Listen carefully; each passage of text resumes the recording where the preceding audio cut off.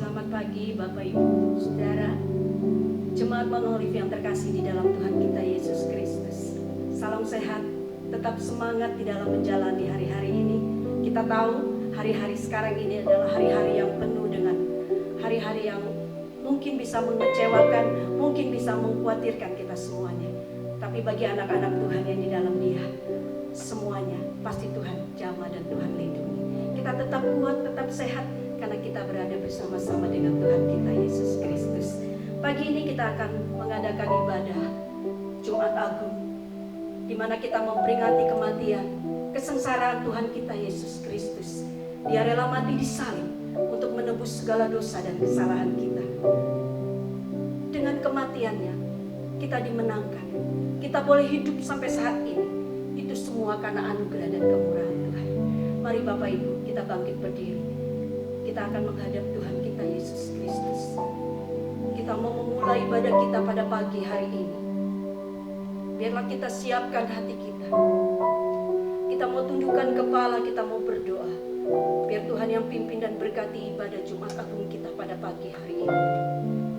Biar nama Yesus yang senantiasa diagungkan dan dipermuliakan. Glory, haleluya, Jesus. Engkau sungguh baik di dalam kehidupan kami, Bapa. Glory, haleluya, Jesus. Kami datang kepadamu pada pagi hari ini, Bapa. Kami datang dengan membawa hati yang penuh dengan ucapan syukur kami kepadamu, Bapa. Karena kami boleh merasakan betapa besarnya kasih-Mu di dalam kehidupan kami, Bapa. Engkau menebus segala dosa dan kesalahan kami. Bahkan Engkau menyucikan segala dosa-dosa kami dengan kematian-Mu di kayu salib. Penderitaan-Mu mengingat kami betapa Engkau begitu baik buat kami, Bapa. Tangan dan kaki-Mu yang terpaku, kepala-Mu yang bermahkotakan mahkota duri, darah-Mu yang mengalir, Bapa. Kami ingat betapa Engkau menderita saat itu. Tapi Engkau mengasihi kami, anak-anak-Mu. Engkau tidak pernah meninggalkan kami, anak-anak-Mu, Bapa. Engkau tetap ada bersama-sama dengan kami. Oleh sebab itu kami mau belajar hidup kudus di hadapan-Mu, Bapa. Belajar untuk hidup seturut dengan kehendak-Mu, dan belajar menyenangkan akan Engkau. Hingga pada suatu saat nanti, Bapa, di mana kami boleh bertemu muka dengan muka, kami boleh melihat wajah kemuliaan-Mu di dalam kehidupan kami. Oh, glory, haleluya. Terima kasih, Bapa. Kami akan masuk hadirat-Mu pada pagi hari ini. Membawa hati kami untuk masuk, menyembah dan meninggikan nama-Mu, Bapa. Terima kasih, Bapa. Engkau sungguh baik buat kami.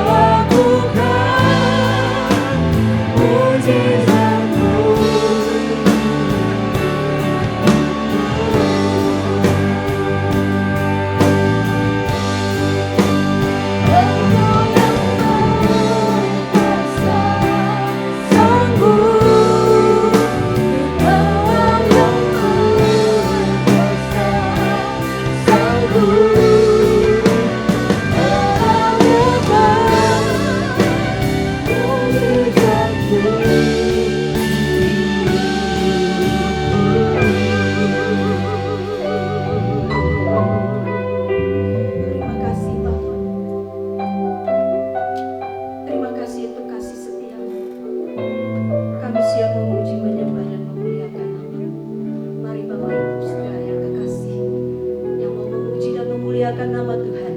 Mari sama-sama kita katakan amin. Silakan duduk Bapak Ibu. Kita bersyukur kalau pada minggu ini kita boleh merasakan betapa Tuhan itu baik di dalam kehidupan kita. Kita akan angkat satu pujian, Kami yang telah ditebus.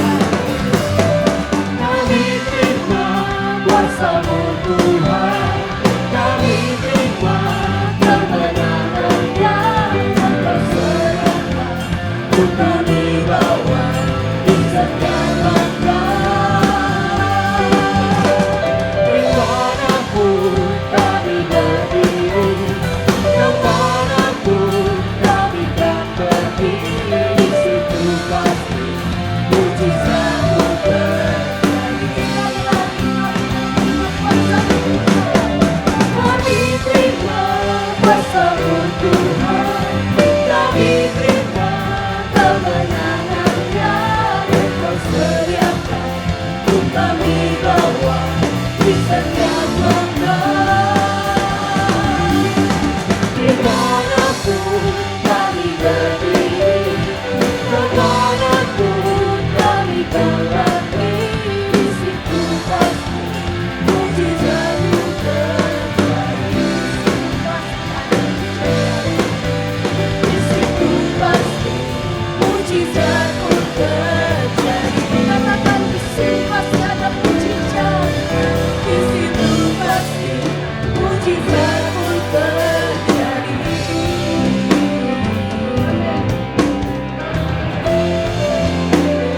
Kemuliaan bagi Tuhan, sebab Tuhan kita baik dan Tuhan kita luar biasa. Amin.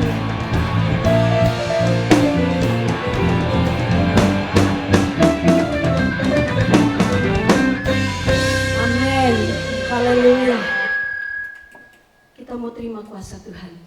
Kita mau berjuang bersama-sama dengan Tuhan kita menuju di suatu tempat di mana pada suatu saat nanti kita bertemu dengan Dia dan kita memiliki mahkota, yaitu mahkota kemuliaan daripada Dia.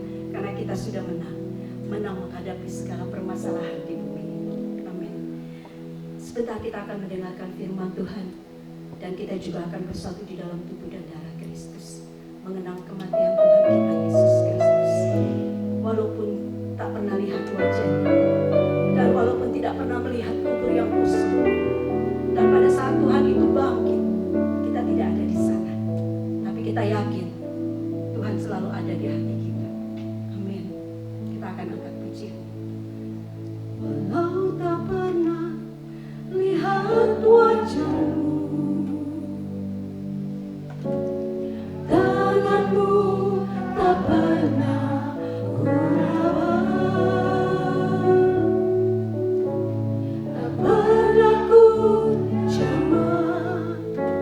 wujudnya cobamu, namun kehadiranmu nyata. Tak pernah lihat kosong kubur,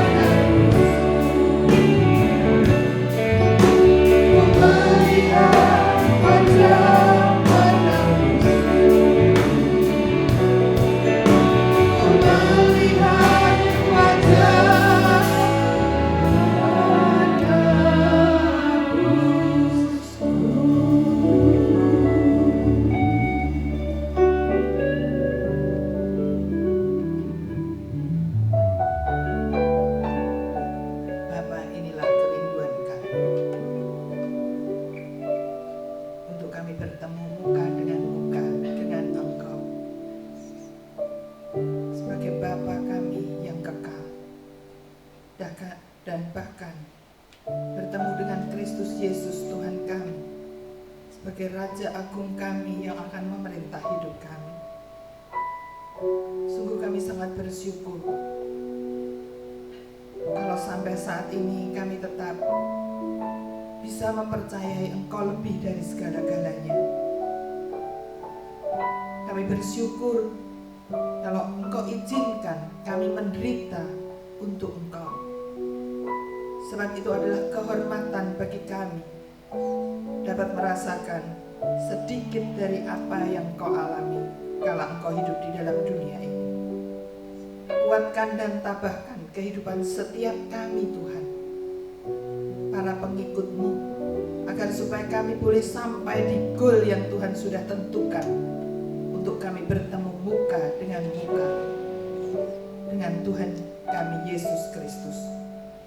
Terima kasih Bapa, dan kiranya setiap benih firman Tuhan yang kami dengar, kami baca, boleh menjadi satu kekuatan di dalam hidup kami, boleh merubahkan hidup kami, supaya kami terus berubah seperti yang Tuhan mau, untuk kami menjadi seperti anak tunggal-Mu, Tuhan kami Yesus Kristus. Tolong mampukan kami Tuhan, untuk menapaki hidup kami di dalam dunia yang penuh dengan kekelaman ini, penuh dengan kesulitan dan kesukaran. Sebab kami terlalu percaya bahwa Engkau tidak pernah meninggalkan kami. Engkau tetap menopang kami. Kami dapat menyelesaikan semuanya sampai garis akhir kami. Dan kami boleh berjumpa dengan Engkau di dalam kesukaan-Mu. Terima kasih Tuhan. Berkati sebentar firman Tuhan yang akan hamba-Mu sampaikan. Kiranya Engkau bubuhkan firman-Mu itu di dalam mulut lidah hamba-Mu, di dalam hati hamba-Mu, dan pengurapan-Mu nyata. Urapi kami semua juga, supaya firman ini tidak akan berlalu dengan begitu saja, boleh menjadi satu pegangan, satu cermin, satu nasihat untuk kami tetap setia kepada-Mu. Terima kasih Bapa, terpuji nama-Mu, demi nama Tuhan Yesus kami alaskan doa ini. Haleluya, amin. Silakan duduk saudara-saudara yang ada di rumah. Kita bersyukur pada hari ini kita boleh memperingati akan kesengsaraan Tuhan, kematian Tuhan di atas kayu salib. Entah sudah berapa kali atau berapa puluh kali kita sebagai orang Kristen memperingati akan kematian Tuhan kita Yesus Kristus. Dan acap kali di dalam kita memperingati akan korban Kristus, kita dibawa kembali mengingat akan kesengsaraan Tuhan. Berapa banyak di antara kita meneteskan air mata. Berapa banyak di antara kita merasa sedih, membayangkan akan kehidupan Kristus yang mati di atas kayu salib untuk menebus dosa kita. Berapa banyak kita sudah merasakan hal seperti itu sampai menangis. Itu tidak salah saudara, tetapi tidak cukup berhenti sampai di situ. Kita harus membawa hidup kita, untuk kita yang percaya kepada Tuhan Yesus itu tidak hanya terhanyut di dalam kesedihan karena karyanya yang agung itu, kesengsaraannya yang terlalu besar itu, tetapi kita mau membawa hidup kita untuk kita boleh meneladani Dia sebagai Tuhan dan Juru Selamat hidup kita. Bukankah di dalam surat Filipi dikatakan, Dia yang ada di tempat tinggi mengabaikan itu semua, Dia mau merendahkan dirinya serendah-rendahnya untuk menjadi hamba. Nah, itulah yang harus kita pelajari, harus kita hayati, harus kita ikuti di dalam hidup kita. Kita harus belajar untuk kita boleh menjadi seperti apa yang Tuhan kehendaki di dalam hidup ini, supaya kita boleh meninggalkan segala kedagingan yang ada, membuang segala hal yang tidak diperkenan oleh Tuhan di dalam kehidupan ini, dan kita mau hidup di dalam kehidupan yang baru, bersama dengan Tuhan kita Yesus Kristus. Nah, saudaraku yang dikasihi Tuhan, pada pagi hari ini saya akan memberikan beberapa hal yang akan kita sama-sama renungkan, bahwa kalau kita memperingati kematian Tuhan, nah kematian Tuhan itu memiliki arti yang luar biasa di dalam hidup kekristenan kita. Yang pertama, yaitu pengampunan atas dosa-dosa kita. Waktu Yesus mati di atas kayu salib, dia menanggung dosa-dosa kita. Dosa sebesar apapun. Bahkan di dalam kitab Nabi Yesaya dikatakan, sekalipun dosa kita merah seperti kirmisi, dia jadikan putih seperti salju. Dosa kita seberapapun, dosa apapun, bagi Tuhan tidak ada yang mustahil. Tuhan ampuni. Kita semua tahu bahwa kala Adam, manusia pertama, itu dicipta, dia menikmati satu taman yang indah, Taman Eden. Kemudian Tuhan sudah berpesan, Bapa sudah berpesan, semua buah boleh kamu makan kecuali satu, yaitu buah pengetahuan hal baik dan jahat. Dan kemudian Adam yang sudah ada pasangan hidupnya, yaitu Hawa. Hawa melihat bahwa buah itu kelihatan sedap dipandang dan enak dilihat. Kemudian datanglah si penggoda atau iblis itu. Dia yang berkata, membujuk kepada Hawa, dan akhirnya Hawa ikut apa yang iblis katakan. Iblis yang mengatakan, kamu tidak akan mati, tetapi kamu akan seperti Allah, tahu membedakan apa yang baik dan jahat. Dan benar, Hawa memakan buah itu. Dan setelah dia makan, dia berikan kepada Adam. Akhirnya mereka jatuh di dalam dosa. Itu dosa pertama yang dilakukan oleh manusia yang diciptakan, yang semestinya diciptakan serupa dengan gambarnya Allah, segambar dengan Allah, rusak karena mereka jatuh di dalam dosa. Dan dikatakan di dalam Alkitab bahwa seluruh keturunan Adam Hawa semua itu berdosa, semua hidup di dalam kutuk, termasuk kita semua. Semua manusia yang ada di bumi ini terkena kutuk karena dosanya Adam dan Hawa. Tetapi kita bersyukur setelah jauh-jauh beberapa ribu tahun, Bapa di surga melihat keadaan manusia yang kesian, karena setiap tahun mereka memberikan persembahan kambing atau lembu atau domba, tetapi itu tidak bisa menghapus dosa mereka. Dan akhirnya Allah memberikan anak tunggalnya, yaitu Tuhan kita Yesus Kristus, untuk boleh menggantikan dosa seluruh umat manusia. Karena begitu besar kasih Allah akan dunia ini, sehingga dia memberikan anaknya yang tunggal itu, supaya setiap orang yang percaya kepadanya tidak binasa, melainkan beroleh hidup yang kekal. Nah, itu yang diberikan oleh Bapa kepada umat manusia. Yesus akhirnya lahir di dalam dunia ini. Dan sampai pada waktu lahir sebagai bayi yang kecil yang dilahirkan di kandang, sampai dia besar, hidupnya tidak pernah senang secara daging.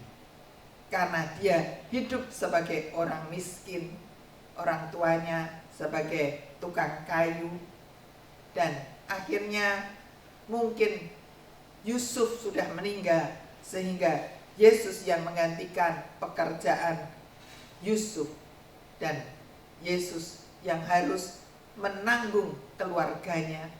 Dan sampai akhirnya pada waktu Yesus mulai pelayanannya, dia berbuat baik, menolong orang, membuat mukjizat, banyak kali menolong orang, menyembuhkan orang sakit, dan sampai orang mati bangkit.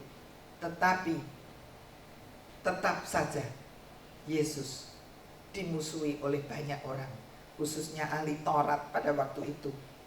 Dan akhirnya sampai klimaksnya Yesus harus menderita sengsara di Taman Getsemani. Dia berdoa sampai peluhnya menjadi seperti titik-titik darah karena pembuluh darahnya pecah, dan dibawa akhirnya ke Bukit Golgota untuk disalibkan. Dan dikatakan oleh firman Tuhan, Yesus yang datang ke dunia itu, dia mau membebaskan semua manusia, asal manusia itu mau percaya kepada dia. Dan kita pun harus hidup di dalam kehendak Tuhan. Dan itulah yang akhirnya Yesus yang mati di atas kayu salib, dan dia harus menebus dosa seluruh isi dunia ini, sehingga semua manusia yang percaya tidak akan binasa, melainkan beroleh hidup yang kekal. Di dalam Roma pasal 5 ayat yang ke-12 berbunyi sebagai berikut. Sebab itu sama seperti dosa telah masuk ke dalam dunia oleh satu orang, dan oleh dosa itu juga maut, demikianlah maut itu telah menjalar ke semua orang, karena semua orang telah berbuat dosa. Ayat 15. Tetapi karunia Allah tidaklah sama dengan pelanggaran Adam. Sebab jika karena pelanggaran satu orang semua orang telah jatuh di dalam kuasa maut, jauh lebih besar lagi kasih karunia Allah dan karunia-Nya yang dilimpahkannya atas semua orang karena satu orang, yaitu Yesus Kristus. Kalau Adam jatuh dalam dosa, membawa semua orang kepada kebinasaan, semua jatuh dalam dosa. Tetapi karunia Allah itu sangat besar di dalam setiap kehidupan umat manusia, sehingga dia mengirimkan Yesus Kristus, anak tunggalnya, sehingga karena satu orang, yaitu Tuhan Yesus Kristus, orang yang percaya kepada dia tidak akan binasa.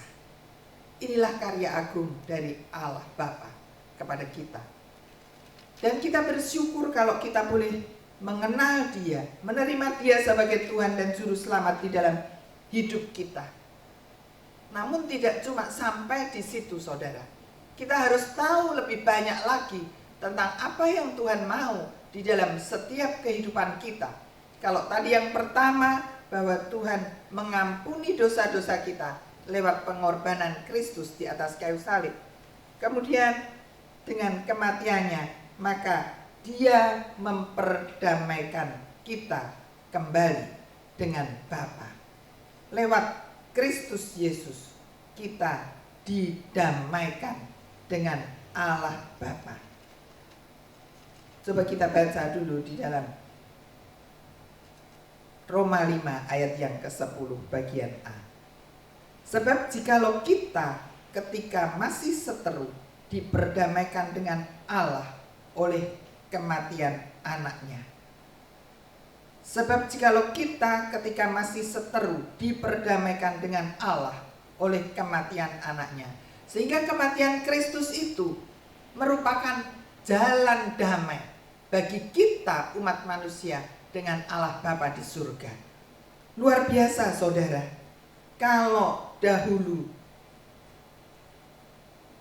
dahulu umat Israel harus menghampiri Allah itu setahun sekali, di mana yang boleh bertemu dengan Allah itu cuman imam besar, dan itu pun dia di dalam ruang Maha Kudus itu harus diikat kakinya. Kemudian banyak hal yang merupakan larangan-larangan, sehingga apabila imam besar itu salah, maka imam besar itu akan mati di dalam.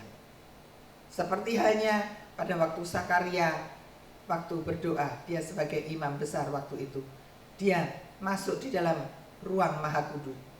ruang Maha Kudus. Dia berdoa lama, orang-orang yang menunggu khawatir semua. Tetapi waktu itu Zakaria mendapatkan mukjizat karena dia mempunyai satu kerinduan untuk memiliki anak.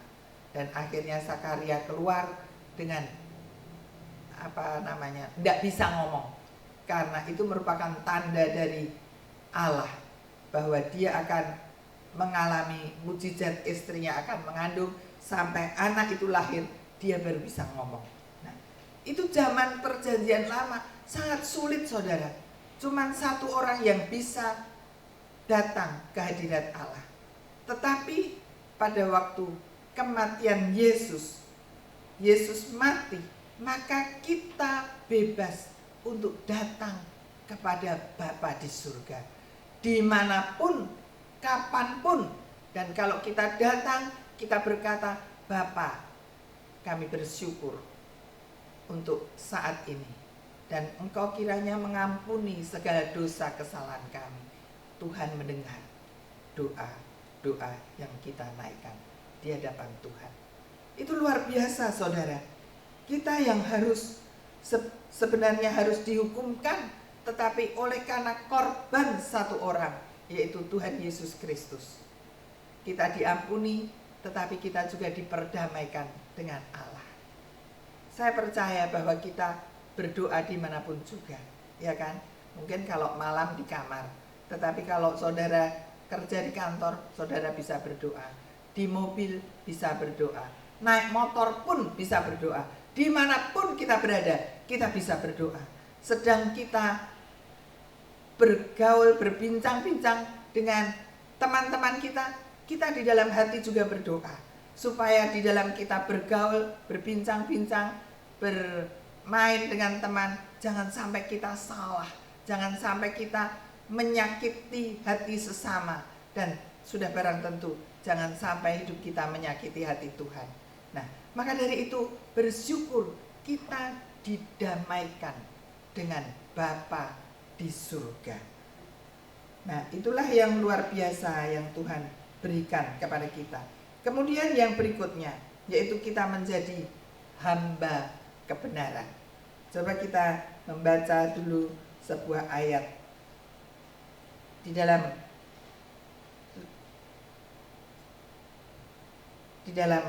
Roma 5 ayat 18. Sebab itu sama seperti oleh pelanggaran semua orang. Sebab itu sama seperti oleh satu pelanggaran semua orang beroleh penghukuman, demikian pula oleh satu perbuatan kebenaran semua orang beroleh pembenaran untuk hidup. Kemudian pasal 6 ayat 18 kita akan baca. Kamu telah dimerdekakan dari dosa dan menjadi hamba kebenaran. Inilah kerinduan Tuhan di dalam setiap hidup kita, saudara. Kalau dahulu kita belum percaya kepada Tuhan Yesus, kita adalah hamba dosa. Semua yang kita lakukan sangat bertentangan dengan apa yang Bapa inginkan di dalam hidup ini. Semua menuruti daging kita, semua menuruti keinginan kita. Tetapi setelah kita bertobat, kita percaya kepada Tuhan Yesus, harusnya kita menjadi hamba kebenaran. Agar supaya hidup ini dapat menjadi teladan dimanapun kita berada. Kita menanggalkan semua dosa. Semua dosa itu sudah Tuhan hapuskan. Tetapi ada keinginan atau kodrat dosa yang di dalam hidup kita. Itulah yang harus kita perangi setiap hari, setiap saat di dalam hidup kita. Bukankah Tuhan tetap memberikan kepada kita kehendak bebas, sehingga kita bebas melakukan apapun juga yang kita mau. Tetapi setelah kita percaya kepada Tuhan Yesus, kita harus sadar bahwa kita bukan milik kita lagi. Kita bukan milik daging kita lagi, tetapi kita adalah milik Allah, milik Tuhan, yang harus kita bertanggung jawab. kita harus mengikuti apa yang Tuhan mau di dalam hidup kita. Terlalu sering saya berkata bahwa kalau ada anak yang diangkat oleh seorang konglomerat atau oleh seorang yang kaya raya atau oleh kerajaan yang ada di dunia ini, maka anak ini harus mengikuti cara-cara yang sudah ada di kerajaan itu, ada di rumah tangga itu, yang sudah memungut dia sebagai anaknya. Ya enggak? Kalau kita coba misalnya memungut orang gelandangan, kita angkat sebagai anak, masuk di dalam keluarga kita. Bukankah kita didik dia, kita ajarin dia cara-cara untuk hidup dengan baik, untuk mandi, untuk makan, untuk sikat gigi, untuk melakukan punya sopan santun dan sebagainya. Demikian juga kita. Kalau kita sudah menjadi anak Allah, kita harus menanggalkan semua kedagingan kita itu. Kita harus mengikuti cara-cara yang Tuhan sudah berikan di dalam hidup kita lewat kebenaran firman Tuhan yang kita baca atau kita dengarkan setiap hari, setiap saat. Dan bahkan saudara, kita harus bergumul untuk keinginan daging kita. Rasul Yohanes berkata bahwa kita harus menanggalkan keinginan tubuh, keinginan mata, keinginan daging, keinginan hati kita. Kita tanggalkan itu semua dan kita mau mengenakan akan karakter Kristus di dalam hidup kita. Dan ini susah banget saudara. Tetapi kalau kita bilang kita mau percaya Yesus, kita mau ikut Yesus, itu harus kita kenakan di dalam kehidupan kita. Tidak mudah.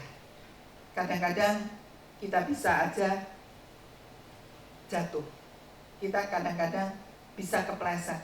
Kita kadang-kadang bisa salah di dalam kita berbicara, di dalam kita berpikir, di dalam kita bertindak.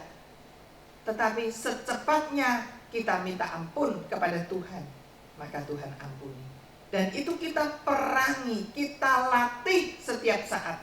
Kita harus berlatih. Kita bukan hanya secara instan kita percaya Tuhan, kita bertobat, kita menjadi lahir baru. Itu kita perjuangkan setiap saat, setiap waktu, setiap menit, setiap detik.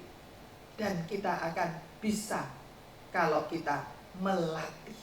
Seperti khotbah minggu lalu yang dikatakan bahwa kita harus melatih, berlatih untuk menjadi atlet, kita berlatih untuk kita menjadi orang pandai, kita menjadi juara. Kita juga berlatih untuk kita belajar setiap hari. Kalau kita misalnya kepengen mat kita bagus, tiap hari latihan soal, kita membuat soal agar supaya dengan latihan itu lama-lama kita mengerti, kita dapat membuat kalau ujian dengan nilai yang bagus, bisa 100. Semua perlu latihan. Apapun di dalam kehidupan ini harus latihan. Kita yang belum menikah, kalau menikah nanti untuk hidup bersama sebagai suami istri, itu pun harus latihan. Gak bisa seenaknya sendiri seperti pada waktu ikut orang tua. Harus punya tanggung jawab masing-masing. Yang cowok harus kerja untuk dapat keluarganya dihidupi, supaya bisa keluarganya hidup dengan layak. Yang sebagai istri pun harus dilatih. Yang dulunya kalau bangun siang nggak pernah ngapa-ngapain, makan tidak makan, tetapi setelah menikah harus punya tanggung jawab, mengurus rumah tangga, harus masak, harus banyak hal yang dikerjakan.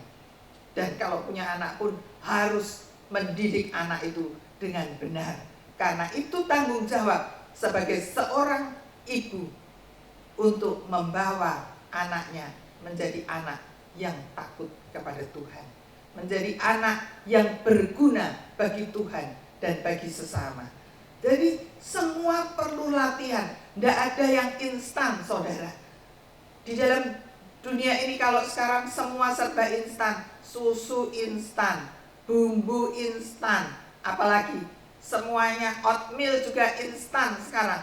Kalau dulu mesti dimasak, sekarang tinggal diseduh. Dan apapun bisa instan. Sekarang apalagi ada Gojek, GoFood, makanan instan. Tinggal telepon atau tinggal WhatsApp, udah nanti diantar sama tukang Gojek. Semua instan, dan itulah yang manusia inginkan. Tetapi untuk berjuang masuk ke surga, untuk berjuang untuk menanggalkan kedagingan kita, itu perlu latihan. Dan latihan itu tidak pernah akan berhenti sampai kita masuk di liang kubur, sampai kita menutup mata, maksudnya sampai kita meninggalkan dunia ini, sampai kita mensudahi kehidupan kita yang ada di dunia ini. Semua latihan. Dan itulah yang sulit. Kalau zaman dahulu saya seringkali mendengar orang berkata, percaya Yesus pasti selamat, percaya Yesus dah, nanti kalau kamu mati masuk surga. Aduh, gampang banget. Saya dulu aja sudah mikir, karena didikan orang tua saya cukup keras, sehingga pada waktu dikatakan percaya Yesus pasti masuk surga, saya mikir kok enak ya, kalau hidupnya masih gak bener, masa masuk surga sih gara-gara percaya Yesus. Nah, itulah yang terjadi kekristenan sekarang ini. Bahkan di negara-negara maju, kekristenan itu seperti itu. Pokoknya percaya Yesus dah, pasti mati masuk surga. Gak ada rumusnya, saudara. Kita harus berjuang. Kita percaya Yesus, tetapi kita berjuang untuk kita bisa mengenakan karakter Kristus di dalam hidup kita. Bukankah Tuhan berkata bahwa kita harus kudus?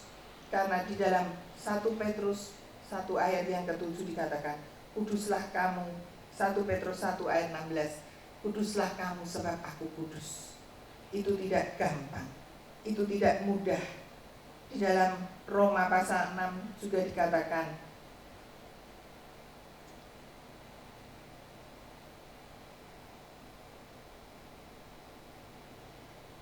Roma 6 ayat yang ke-17, ayat yang ke-22. Saya bacakan mulai ayat 16. Apakah kamu tidak tahu bahwa apabila kamu menyerahkan dirimu kepada seorang sebagai hamba untuk mentaatinya, kamu adalah hamba orang itu yang harus kamu taati, baik dalam dosa yang memimpin kamu kepada kematian, maupun dalam ketaatan yang memimpin kamu kepada kebenaran. Tetapi syukurlah kepada Allah, dahulu memang kamu hamba dosa, tetapi sekarang kamu dengan segenap hati telah mentaati pengajaran yang telah diteruskan kepadamu. Ayat yang ke-22. Tetapi sekarang setelah kamu dimerdekakan dari dosa, dan setelah kamu menjadi hamba Allah, kamu beroleh buah yang membawa kamu kepada pengudusan, dan sebagai kesudahannya ialah hidup yang kekal. Agar supaya kita dibawa kepada pengudusan itu, berarti kita harus memperjuangkan untuk hidup kudus. Hidup kudus bukan orang yang tinggal di kota kudus, tetapi setiap kita harus berjuang untuk kita dapat hidup di dalam pengudusan itu, agar supaya sampai kesudahannya kita akhirnya beroleh hidup yang kekal, bertemu dengan Tuhan di dalam sukacita itu. Tidak ada yang indah kecuali kita merasakan hadirat Allah. Karena itu latihan bagi kita, untuk kita nanti masuk di dalam kekekalan, bertemu dengan Allah Bapa, bertemu dengan Tuhan Yesus Kristus sebagai Tuhan dan Juru Selamat kita, sebagai Raja di atas segala raja yang akan memerintah kita. Dan itulah hal yang paling indah di dalam kehidupan. Tidak ada lain. Saudara nggak usah sedih atau nggak usah kecewa kalau saudara nggak bisa melihat tempat yang indah di dunia ini. Sekalipun di dunia ini banyak tempat-tempat yang indah, tetapi biar kita memacu hidup kita untuk kita hidup di dalam kekudusannya. Karena pada waktu kita hidup di dalam kekudusan Allah. Itu adalah satu hal yang terindah dalam hidup kita. Sebagai latihan bagi kita, nanti kita ketemu dengan Tuhan, kita tidak grogi, kita tidak asing lagi, karena kita sudah belajar hidup di dalam kekudusan sejak kita ada di dalam dunia ini. Dan itu tidak mudah, saudara. Saya katakan sekali lagi, tidak mudah. Kita berjuang terus. Sekalipun setiap pagi kita berdoa, kita datang kepada Tuhan, kita minta, Tuhan, hari ini aku nggak mau jatuh dalam dosa, nggak mau aku jatuh dalam kesalahan, nggak mau aku berbuat salah, nggak mau aku melakukan hal-hal yang menyakiti hatimu. Tetapi setelah kita masuk terjun di dalam masyarakat, kita mulai bekerja, kita mulai melakukan ini, itu, dan sebagainya. Nggak sadar, itu kita bisa loh, bisa menyakiti hati sesama kita. Kita bisa bertindak di dalam kehidupan ini, menyakiti hati sesama kita. Nah, itulah yang kita perjuangkan setiap saat, saudara. Karena kita harus meneladani Kristus seutuhnya. Kita harus belajar agar supaya hidup kita menjadi seperti Kristus, seperti apa yang menjadi visi gereja kita. Dan itu bukan kebetulan kalau Bapak Gembala almarhum memberikan visi ini bagi kita, karena ini memang kehendak Tuhan di dalam hidup kita. Kalau kita enggak menjadi seperti Kristus, jangan mimpi kita masuk surga. Ini harus kita perjuangkan setiap saat. Bisa gagal enggak? Bisa. Kita harus sempurna. Saya masih banyak kelemahan, tetapi saya berjuang setiap hari, setiap saat, untuk saya dapat membuang segala kelemahan, segala kekurangan yang ada, segala hal yang ada di dalam hidup ini. Kita harus buang, kita harus buang, kita harus buang, agar supaya kita sampai kepada apa yang Tuhan mau, sempurna seperti Bapa di surga sempurna. Menjadi seperti Kristus, itu yang Tuhan mau. Dan akhirnya kita akan memiliki hidup kekal di dalam kerajaan-Nya. Kita bersekutu bersama-sama dengan Tuhan di dalam kerajaan-Nya. Dan di sanalah kita akan merasakan satu kebebasan yang luar biasa, satu keindahan yang luar biasa, yang tidak pernah kita temukan di dalam dunia ini. Amin. Buat firman Tuhan.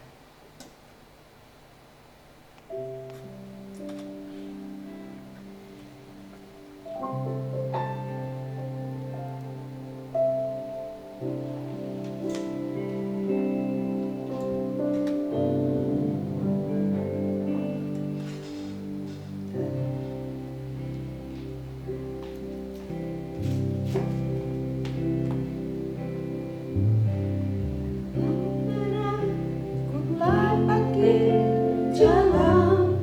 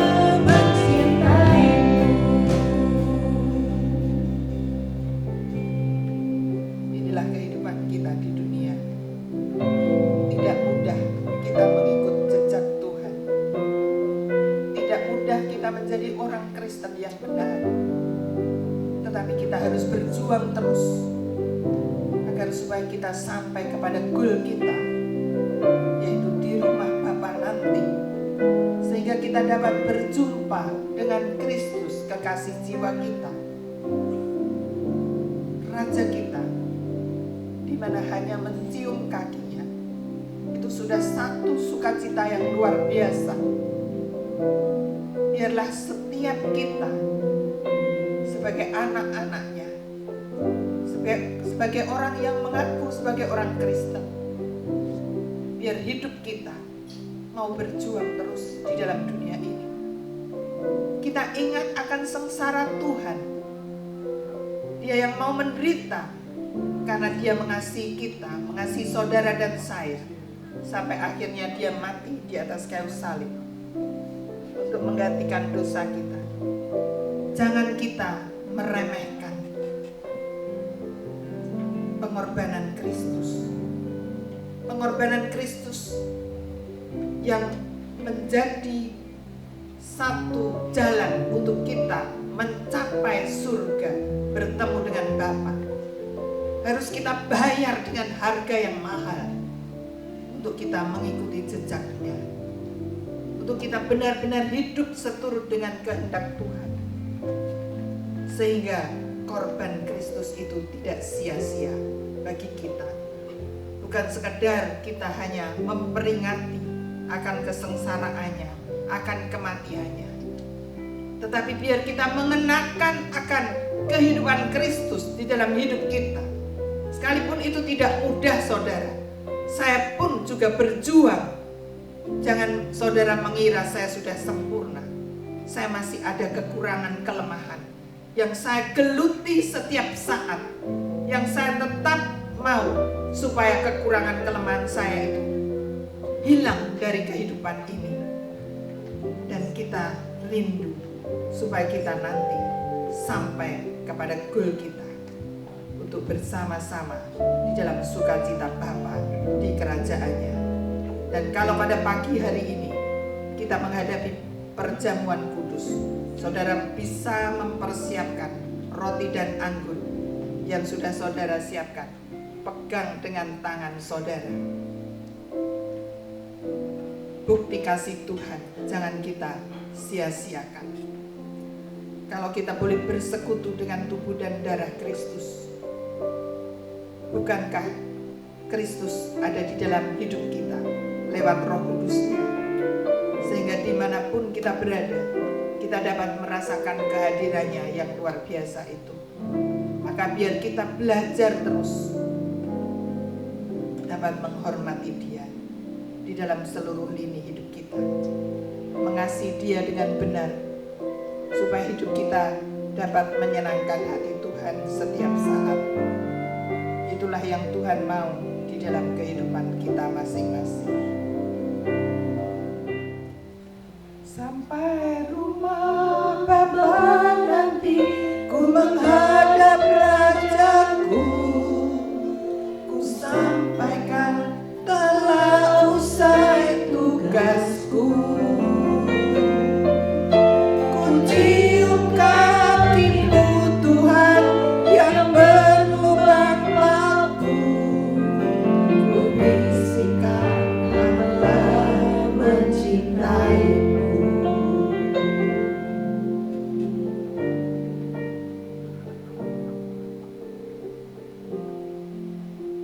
Sebab setiap kali kamu makan roti ini dan minum cawan ini, kamu memberitakan kematian Tuhan sampai Ia datang. Jadi barang siapa dengan cara yang tidak layak makan roti atau minum cawan Tuhan, ia berdosa terhadap tubuh dan darah Tuhan.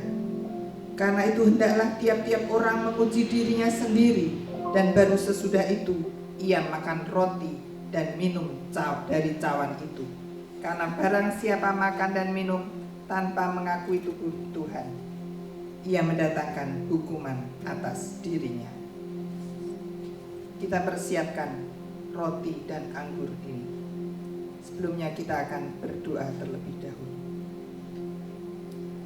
Bapa, di tangan kami ada roti dan anggur yang menunjuk kepada tubuh dan darah. kalau pada pagi hari ini kami akan bersekutu dengan tubuh dan darah-Mu, layakan kami Tuhan, agar supaya perjamuan kudus ini mendatangkan berkat bagi kami. Kami sungguh-sungguh dapat menghayati, kami sungguh-sungguh dapat mengerti benar bahwa Engkau mati menggantikan dosa kami. Dan seharusnya kami sudah tidak menjadi hamba dosa lagi, tetapi kami harus menjadi hamba kebenaran itu. Mampukan setiap anak-anak-Mu Tuhan, supaya kami semua menjadi hamba-hamba kebenaran, yang akhirnya kami boleh masuk di dalam sukacita bersama Bapa di dalam kerajaan surga. Terima kasih Bapa, terima kasih. Sekarang hamba mohonkan biar Engkau turunkan berkat-Mu atas roti yang menunjuk kepada tubuh Tuhan dan anggur yang menunjuk darah Tuhan. Berkat di dalam nama Allah Bapa, Putra dan Roh Kudus. Berkat di dalam nama Tuhan Yesus Kristus nyata tercurah atas perjamuan kudus ini. Haleluya. Amin. Kita angkat roti dengan tangan kanan.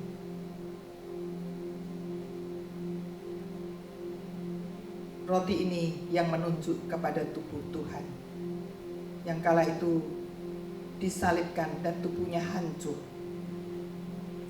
Saudaraku, bukankah roti yang kita pecahkan ini adalah persekutuan dengan tubuh Kristus? Kita akan makan bersama di dalam nama Tuhan Yesus Kristus.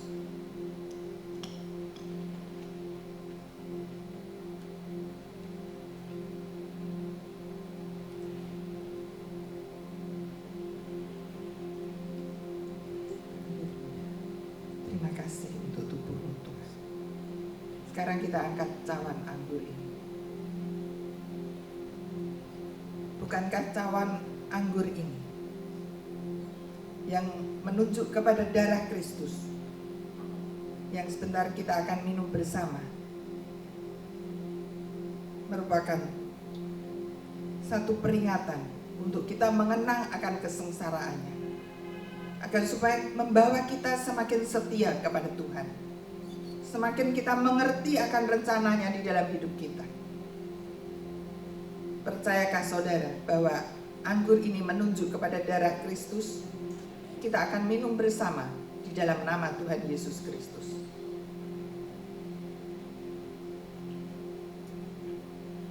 Terima kasih. Terima kasih Tuhan. Terima kasih Tuhan. Terima kasih. Haleluya Tuhan. Haleluya. Haleluya Tuhan. Yesus. Terpuji nama-Mu Bapa. Terima kasih. Terima kasih. Haleluya. Sampai rumah Bapa nanti ku menghadap Rajaku, ku sampaikan telah usai tugasku. Ku cium kaki-Mu Tuhan yang berlubang paku, ku bisikkan hamba mencintai-Mu. Sampai rumah Bapa nanti ku menghadap Rajaku, ku sampaikan telah usai tugasku. Ku cium kaki-Mu Tuhan yang berlubang paku, ku bisikkan hamba mencintai-Mu.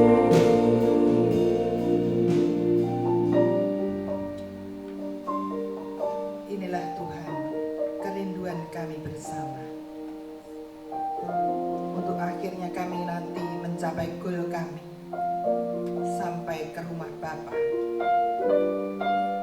Di sana tempat yang tidak ada tangis kertak gigi, tidak ada air mata, tempat yang indah.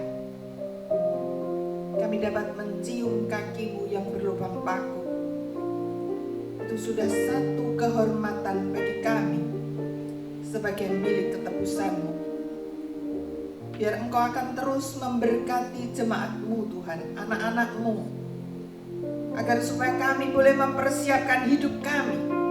Kami jangan terlena di dalam kehidupan dunia yang semakin hari semakin banyak kejahatan di sekeliling kami.